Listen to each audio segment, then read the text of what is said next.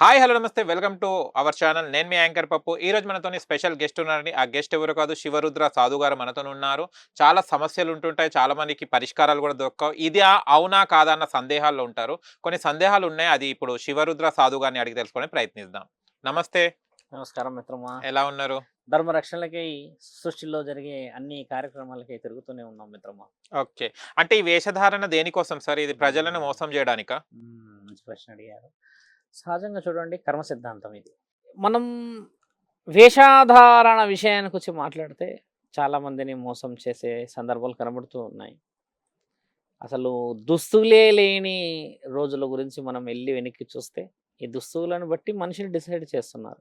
మీరు T shirt వేసుకున్నారు ఇప్పుడు కాబట్టి ఒక ఫ్యాషన్ వేలో చూస్తారు. ఇప్పుడు నేను ఇలా వేసుకున్నాను కాబట్టి నన్ను ఒక సాధువు అని చూస్తారు. అదే ఇప్పుడు మీరు నన్ను అడిగిన ప్రశ్న ఏంది, చాలా మందిని మోసం చేస్తున్నారు కదా స్వామి అని అడిగితే, నిజమే, చాలామంది మోసపోతున్నారు. కాబట్టి ఈరోజు ఆ ప్రశ్నకి మీరు ఒక అవకాశాన్ని ఇవ్వగలిగారు. కానీ ఈ వేషాధారణని చూసి మోసపోయే అవకాశం ఇచ్చింది కూడా ప్రజలే. నాలాంటి వాళ్ళు మీరన్నట్టుగా అఘోరాలు గాని, నాగసాధువులు గాని, పురోహితులు గాని, ఇంకేదైనా వేషాధారణలు వేసుకొని ఏదైనా విషయ వివరణకి వెళ్తే మిత్రమా, నిజంగా గురు విద్య, నిజంగా ఒక సాధకుడు ఏందంటే మిత్రమా, కళ్ళల్లో కళ్ళు పెట్టి మాట్లాడి అమ్మ, తల్లి, మిత్రమా అన్న సంబోధనలు చేస్తూ జరిగిన పరిణామాలు, జరగబోయే భవిష్యత్తు ప్రణాళికలు మాట్లాడుతూ ఉంటారు. అలాంటివి కాకుండా లేనిది ఉన్నట్టుగా చెప్పి, ఉన్నది లేనట్టుగా చెప్పేసేసి మోసాలు చేస్తే మోసాలు పోయిన వాళ్ళు చాలామంది ఆడవాళ్ళు, కుటుంబాల్లో ఉన్న మగవాళ్ళు, చాలామంది యువతీ యువకులు ఉన్నారు. మీకు తెలుసా మిత్రమా, కలియుగంలో ఒక మాటని మనం చాలా బలంగా మాట్లాడాలి. గతంలో కూడా నేను 2, 3 ఇంటర్వ్యూస్లో చెప్పాను. ఏందంటే శంకర, కలియుగంలో ఎవరైతే మోసం చేస్తారో వాళ్ళు చాలా తెలివైన వాళ్ళని అనుకుంటారు. అంటే మోసం చేసింది ఎవరిని? బాగా నమ్మిన వ్యక్తిని మోసం చేస్తాం. ఇప్పుడు అందరినీ మోసం చేయడం కుదరదు కదా. మనల్ని మావాడు అనుకున్న వ్యక్తిని మోసం చేస్తున్నాము. ఇప్పుడు ఎక్కువ శాతం ఈ రోజుల్లో జరుగుతుంది అంటే వెన్నుపోటు. అంటే ఇక్కడ ఎవరు మోసపోయారు? అమాయకుడు, బలహీనుడు, మనల్ని నిజంగా నమ్మినవాడు మోసపోయాడు. ఒక అక్కే కావచ్చు, చెల్లె కావచ్చు, భార్య కావచ్చు, స్నేహితుడే కావచ్చు, ఇంకెవరైనా కూడా కావచ్చు. నమ్మిన వ్యక్తిని మోసం చేస్తున్నాం ఇక్కడ. అంతకు మించి వేరే ఏ ప్రస్తావన లేదు శంకర. కాబట్టి నిన్ను నమ్మిన వాడిని నువ్వు మోసం చేస్తున్నావు అంటే వెన్నుపోటు. ఇప్పుడు సాధు వేషంలో నేను కూర్చొని ఉండి, గుడి దగ్గరే ఉంటాం, శివాలయం దగ్గర కూర్చొని కుటుంబాలు, ఇల్లు, సంసారం గురించి మాట్లాడతాం. ఇప్పుడు మీరు నాతో కలవక ముందు కూడా ఒక స్త్రీ స్వామి ఇట్లా జీవితం గురించి అని మాట్లాడితే చెప్తూ వస్తున్నాను. ఆవిడ అంతా అయిపోయినాక కాళ్ళు మొక్కి బాగుంటాం స్వామి అనిపోయింది. అంటే వివరణ. ఇప్పుడు ఈ వేషాధారణతో మోసం ఎవరు పోతున్నారు అని అంటే, నిజముగా సమస్య ఉన్నవాళ్ళు నిజమైన గురువుని ఎన్నుకొని మాట్లాడే పద్ధతి, వివరణ, ఆ గురువు చెప్పే సమస్య పరిష్కారాన్ని నమ్మి దాంట్లో నిజం ఉన్నది కదా, నిజాయితీ ఉన్నది కదా అన్న ఆలోచన చేసిన వాళ్ళు మోసపోరు శంకర. ఇప్పుడు నేను ఎందుకు మోసం చేస్తున్నాను అన్న విషయాన్ని మనం కొంచెం లోపటికి ఆలోచించాలి. ఎక్కడ కూడా నేను సుమారు నాకు 16,000-17,000 మంది భక్తులు ఉన్నారు. కంటిన్యూ ఒక ఇయర్ మొత్తం మాట్లాడతాం. కొంతమంది గుజరాత్, హర్యానా, ఒరిస్సా, పెద్ద పెద్ద పెద్ద పెద్ద ఏరియాల నుంచి వచ్చేవాళ్ళు ఉన్నారు. ఆర్మీ మేజర్లు ఉన్నారు. వీళ్ళందరూ మనం ఒక నమ్మకాన్ని వాళ్ళకిచ్చి ఒక విషయాన్ని తీసుకెళ్ళినందుకు ఈరోజు అంతమందితో ఉండగలుగుతున్నాం. ఒక హంగు ఆర్భాటం చేసి వాళ్ళని ఏదో వివరణ తీసుకెళ్ళి ఏదో సాధించాలనో లేకపోతే డబ్బు కూడబెట్టాలంటే మిత్రమా, ఇక్కడికి మీ దగ్గరకు వచ్చి కూర్చునే స్థితిని సంపాదించకపోయేవాడిని. ఇప్పుడు గత విషయ వివరణలు చూస్తే ధర్మమైన ప్రశ్నలను మీరు అడిగినప్పుడు, ధర్మమైన ఆలోచనలు మీకు చెప్పినప్పుడే కదా దాంట్లో విషయం తెలుస్తుంది. మీరు ఒక యాంకర్ కాబట్టి నిజం చెప్పాడా, అబద్ధం చెప్పాడా అని జస్టిస్ చేసేంత నాలెడ్జ్ అయితే సంపాదిస్తారు మీరు.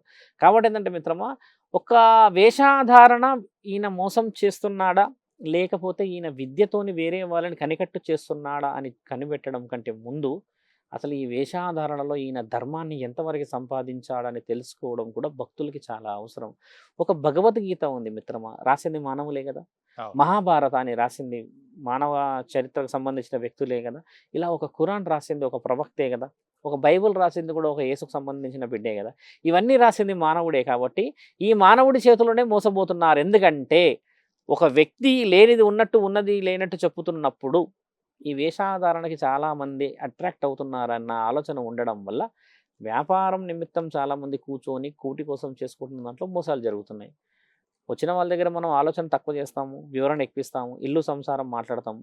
అలాంటి ఒక శరీరం, ఈ శరీరాన్ని చూసి జై భోలేనాథ్ అని చెప్పి, జై శంకర్జీ అని చెప్పేసి శూరుద్ర సాధువు పోతున్నాడు కదా అని చెప్పిన వాళ్ళే ఉన్నారే కానీ ఇంతవరకు కనసైగలో కూడా మమ్మల్ని ఒక చెడు చూపు చూసిన వ్యక్తి లేరు ఇంతవరకు.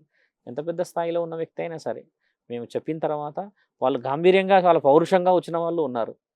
అన్ని వివరణ మాట్లాడినాక కొంచెం ప్రశాంతంగా అనిపించింది స్వామి అని అన్నారు. అంటే మన మాటలో ఎంతటి పవిత్రత, ఎంతటి ధర్మం ఉంటే అవతల వ్యక్తి మనసుని మనం కదిలించిన వాళ్ళం అవుతాం శంకర. నిజంగా సమస్యతోనే వస్తాడు కదా ఒక వ్యక్తి మన దగ్గరికి. నువ్వు ఆ సమస్యని రెట్టింపు చేసేస్తే ఇంకా ఆయన మనల్ని నమ్ముతాడంటారా? ఇప్పుడు బరువు ఉన్నది గుండెలో, కొంచెం బాధ ఉంది. దాన్ని అర్థం చేసుకొని తగ్గించే ప్రయత్నం చేసడమే కదా ఒక సాధు లక్షణం. ధర్మం అంటే అదే కదా శంకర. ఓకే. మీరన్నది మోసం ఎవరు చేస్తున్నారంటే నిజమైన గురువు కాకుండా నేను గురువునని చెప్పుకునే వాళ్ళు మోసం చేస్తున్నారు. అండ్ ఇప్పుడు చాలా వరకు చూస్తే గనక గత జన్మలో మనం ఏదో తప్పు చేస్తే ఈ జన్మలో మనము దానికి ప్రాప్తం అంటే ఈ జన్మలో కష్టాలు అనుభవిస్తున్నాం అంటారు. అసలు మనకు గత జన్మ ఉందా? మనకు ఒకవేళ ఇంకో జన్మ ఉంటే మనం కడుపులో ఉన్నప్పుడు తల్లి గర్భంలో ఉన్నప్పుడు మనం ఎప్పుడు ఆత్మను దాంట్లోకి వెళ్తుంది. వాస్తవమే. ఒక తల్లి గర్భం గురించి మాట్లాడుకోవాలి మనం. అంటే పరమాత్ముడు మొదట గర్వం అనేది లేదు మిత్రమా. కేవలం పరమేశ్వరుడు మాత్రమే ఉండి ఆత్మల ద్వారా ఒక మగ శరీరం, ఆడ శరీరం అనేది ఈ రోజుల్లో. కానీ ఒకప్పుడు ఆత్మలు మాత్రమే. ఆత్మలు ఏంటంటే మిత్రమా చూడండి, వాటికి దుస్తులు కనబడవు, ఆకారము శరీర భాగాలు కనబడవు, అలా గాలిలో ఒక కదలిక ఎలా కనబడుతుందంటే.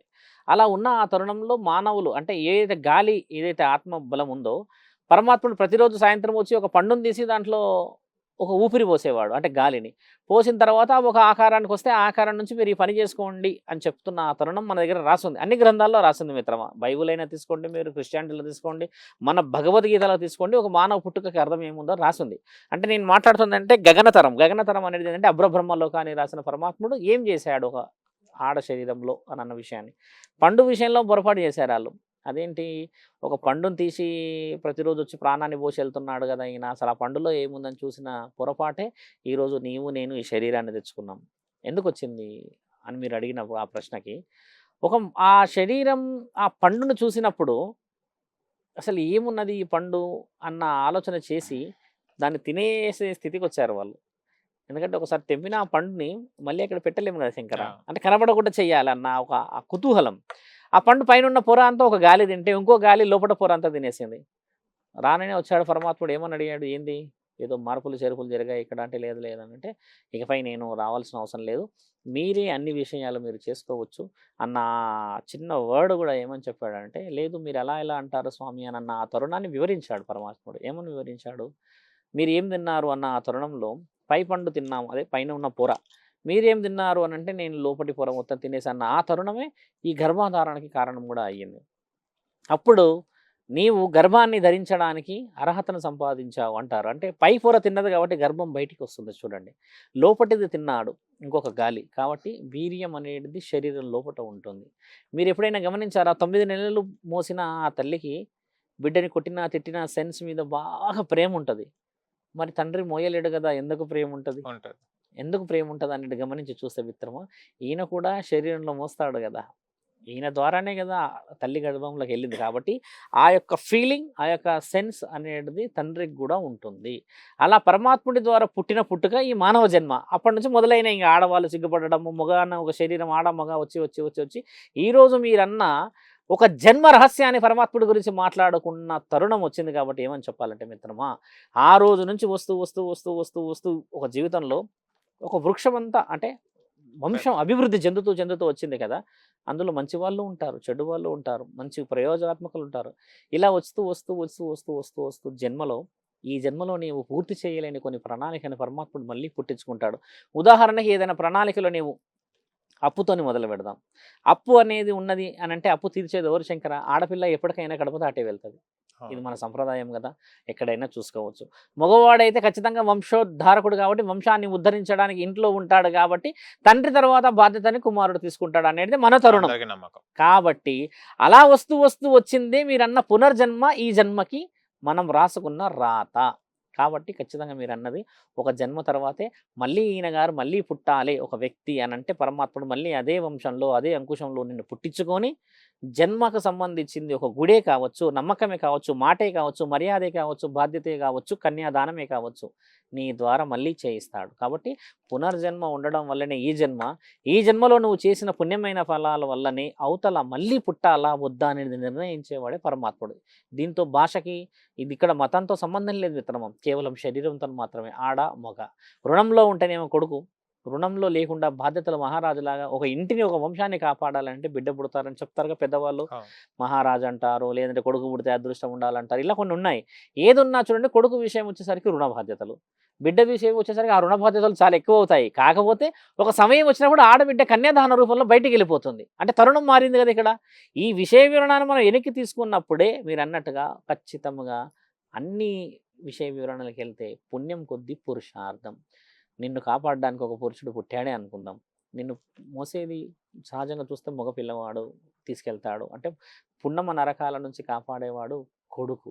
ఎందుకంటే నువ్వే ఆలోచించు శంకర, నలుగురిని కన్నావు అనుకో, అందులో నలుగురు కొడుకులు ఉన్నారనుకోండి. ఈ నలుగురు మా నాన్న చేసిన 40 కోట్లో 50 కోట్లో ఒక అప్పు ఉందనుకుందాం. నమ్మకంతో తండ్రి కాలం చేసిన ఆ సందర్భాన్ని ఈ నలుగురు మోసి మేమున్నాం నాన్న అన్నప్పుడు ఆయన ఆత్మ శాంతిస్తుంది కదా. అదే ఈ నలుగురు కొడుకులు ఎందుకని చేతులు ఎత్తేస్తే ఆ యొక్క రుణం అనేది, ఆ తండ్రి రోదన అనేది వీళ్ళపై ఉంటుంది కదా. అందుకని ఏంటంటే కొడుకు ఉండడం వల్ల పున్నమ నరకాలు, అంటే పున్నమ అంటే ఏంది, పుణ్యము, నరకాలు అని అంటే నరకం, అంటే మంచి చెడుని కూడా కాపాడగలిగే స్థితిగతులు కొడుకుకి. మరి బిడ్డకి ఎలా ఉంటుంది స్వామి, ఈ రోజుల్లో బిడ్డలే పుట్టిన వాళ్ళు కూడా ఉన్నారు కదా అని అంటే, గత జన్మలో చేసుకున్న పుణ్య కార్యక్రమాలకి వీళ్ళకి ఏ రుణాలు లేకుండా కేవలం ఆడబిడ్డల్ని పుట్టించి వంశోద్ధారకులు ఇచ్చేసి ఈ జన్మకి వీళ్ళని చాలించేస్తాడు. ఇంకా మళ్ళీ మరో జన్మకు పుట్టించుకోలేడు. కాబట్టి ఏంటంటే ఒక కొడుకు పుట్టాడు అని అంటే నీకు మరో జన్మకు ఇంకో ఆస్కారం ఉందా, లేదా గత జన్మలో నీవు పాప ప్రాయశ్చిత్తానికి పుణ్యం చేసావా, లేకపోతే ఇంకేదైనా బలమైన కారణాల చేతిలో నీవు ఉన్నావా, దాన్ని మోయడానికి ఈయన పుట్టాడా, ఈయన తర్వాత ఇంకో తరం వస్తుందా అనేది ఇది శాస్త్ర గ్రంథాల్లో రుజువు చేయబడింది శంకర, ఖచ్చితంగా రుజువు చేయబడింది.